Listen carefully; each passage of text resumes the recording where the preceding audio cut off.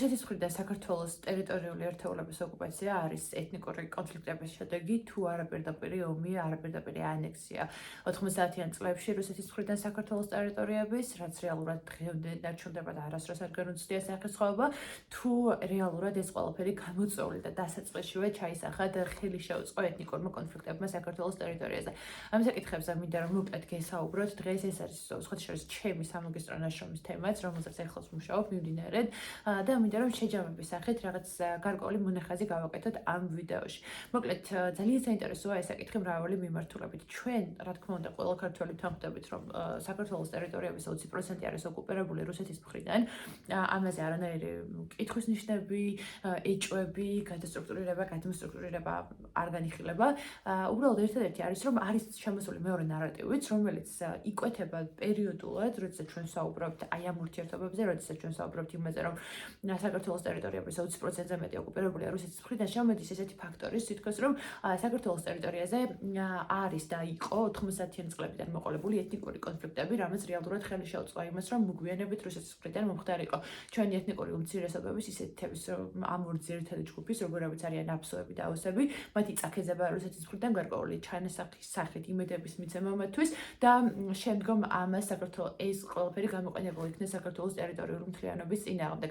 მაგრამ მე მინდა რომ ჩემი დღევანდელი ვიდეოს მთავარი საკონცენტრაცია საკითხი იყოს ის, რომ რეალურად არანაირ ეთნიკურ კონფლიქტს საქართველოში ადგილი არ ქონია. არანაირი სიტყვა ცოტა მძიმე სიტყვაა და ისე გვესმის რომ თქოს რას ქვია არანაირი ხო რეალურად ხომ იყო ეთნიკურ უმცირესობებთან დაპირისპირება ბოლო ომი იყო ხო ჯერ 90-იანებში მე 2000-იანებში აგვისტოს ომის ხო რეალურად თავდაპირველად ჩანასახში ეს ამბობდნენ რომ რა სოფლები დაგვიბომბეს ხო იყო ესეთი ვარაუდი ჩანასახში რომ ანუ ორივე მხრიდან რომ ეს იყო დაპირისპირება, ეს მოხდა დაპირისპირება მოხდა ცხინვალის რეგიონში, შესაბამისად, თითქოს ამასაც შესაძლოა დაედოს გარკვეული ეთნიკური საფუძველი. ორივე მხრიდან მაგალითად ქართული სოფლების დაბომბვა, რაც აგვისტოში კი რეალურად ჯერ კიდე ივლისის თვეებში იწყებოდა დაბომბვა უშუალოდ არა, მაგრამ ყოველ შემთხვევაში საქართველოს მოქალაქეების ფიზიკური და ჯანმრთელობის საკითხების დიდი კითხვის ნიშნის ქვეშ და საფრთხის ქვეშ დაყენება.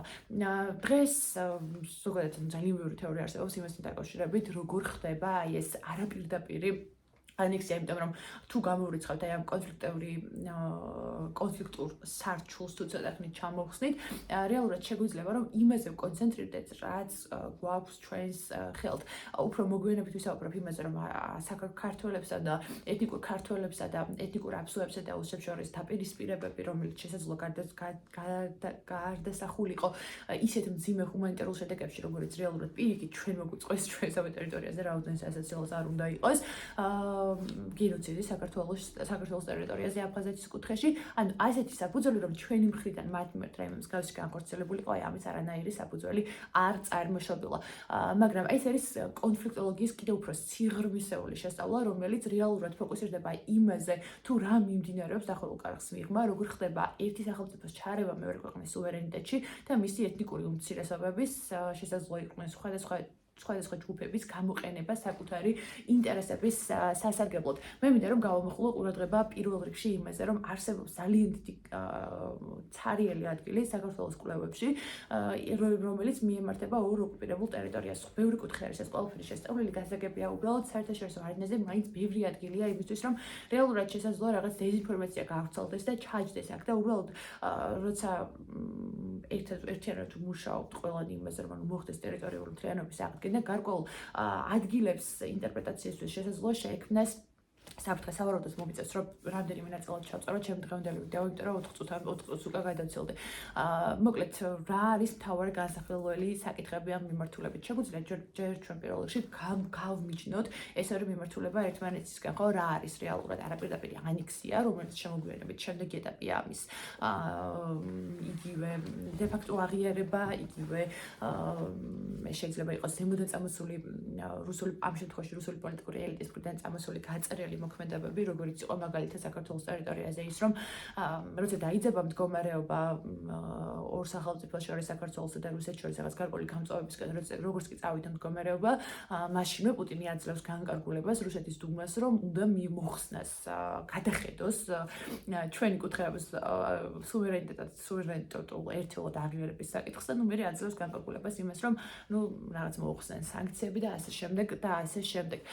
მაგრამ ძალიან საინტერესო რა არის ამ მიმართულებით არის შემდეგი ფაქტორი, რომ როცა მოუყვებით, რა განსხვავებაა არაპირდაპირ ოკუპაციასა და ეთნიკურ კონფლიქტებს შორის. არაპირდაპირ ოკუპაციის დროს რეალურად ხედავთ იმას, რომ სარჩული ედება იმის, რომ ეს არის ეთნიკური კონფლიქტი, რასაკვირველია, თუმცა ეთნიკური კონფლიქტი ამ შემთხვევაში, რომ არის რეალურად თავიდან ბოლომდე ამოსული და ამაზე სხვა შორის ძალიან საინტერესო თეორიები არსებობს, რომელიც შეეხება ეთნიკური უმცირესობების ინსტრუმენტალიზაციის გზას და იმ წიგნის სახელს ჩაგაწერნებთ, გამოვიტანაკაც, ეს არის იდენტობა ჯგუფების გარეშე, რომლის მიხედვითაც მე ამ მოსაზრებას არ ვეთანხმები, ავტორი ძალიან შორს მიდის ბრუბეკერი და ამბობს, რომ ეთნიკურობა არის სოციალური კონსტრუქტი და რეალურად ადამიანები თანხმდებიან ამას დაკავშირებით, რაც თუ ამას სრული მიმართულებით განვიხილოთ, ეს ცოტა უკვე გადადის არარეალისტურ მოსაზრებებში, მაგრამ ძირითადი ნაწილი, რაც არის თეორიის ყველაფერს თავი დავანებოთ, ახლა მე რასად და როგორ წავიდა.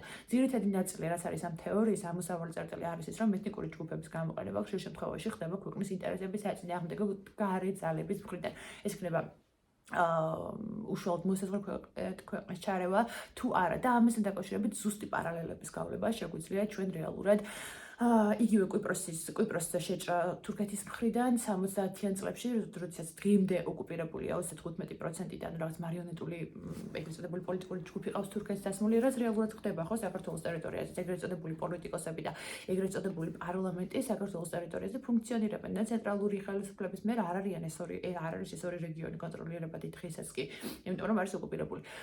იგივე ხდება აი ამ ოკუპაციის გარდა მაგალითად იგივე იყო ირანი ერაყის შემთხვევაში, როდესაც ირანი ახდენს უშუალოდ სახელმწიფო საქმეების ჩარევას და უფრო აი იცი რა ამაზე ბევრი მაგალითი მოყვანა შეგვიძლია მაგალითად 2014 წელს იგივე ყირიმის ანექსია, მაგრამ ძალიან მნიშვნელოვანია საკითხები, როდესაც ეთნიკური უმცირესობების გამოყენება ხდება, მაშინაც კი, როდესაც თვითონ აი ამ ერთეულების წარმომადგენლები არ არიან ჩამრეულ სახელმწიფოს წარმომადგენლები.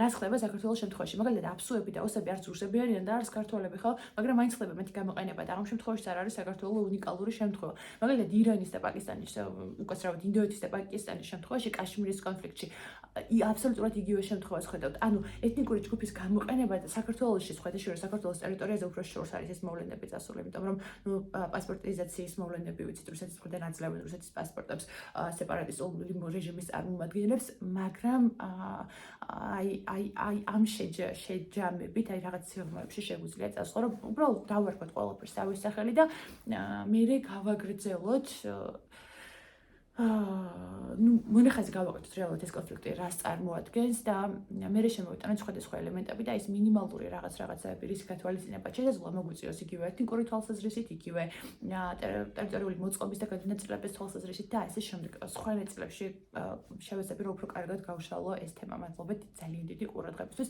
თუ მოგეწონათ ეს ვიდეო და გაქვთ სურვილი რომ ამაზე კიდევ უფრო მეტი ვისაუბრო, შეგიძლიათ დამიწეროთ კომენტარებში. მე ეთქვა ყველა კომენტარს და ვიღებ თქვენს მიერ მოწოდებულ რეკომენდაციებს.